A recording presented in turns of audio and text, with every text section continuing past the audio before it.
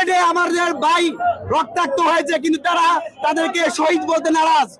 আমরা দেখতে পেয়েছি যে স্পষ্ট করে বলতে চাই, এই যে 250 জন শিক্ষার্থী যে হত্যা হয়েছে, এর দায়ে প্রধানমন্ত্রীকে অনতিবিলম্বে ছাত্র সমাজের কাছে ক্ষমা চাইতে হবে।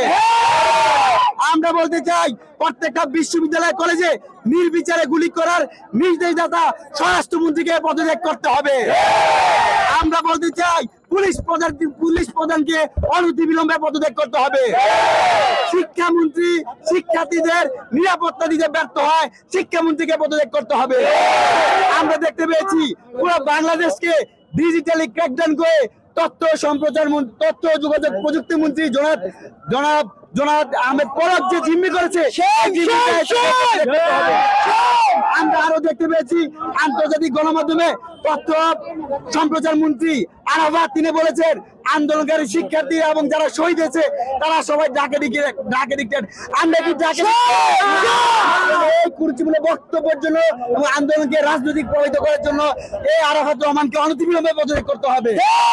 একই সাথে বলতে চাই, জনাব ওবায়দুল কাদের তার কেরের বাণী ছাত্রলীগ যুবলীগ সন্ত্রাসী দিয়ে প্রত্যেকটা জায়গায় প্রত্যেকটা বিশ্ববিদ্যালয়ে আমাদের বাইরে রক্তে রঞ্জিত করার কারণে তাকে অনতিবিলম্বে পদত্যাগ করতে হবে।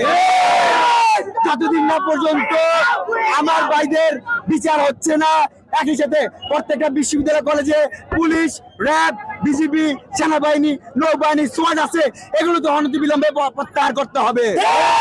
একই সাথে প্রত্যেকটা ক্যাম্পাস থেকে ছাত্রলীগের সন্ত্রাসীদেরকে নিষিদ্ধ করতে হবে।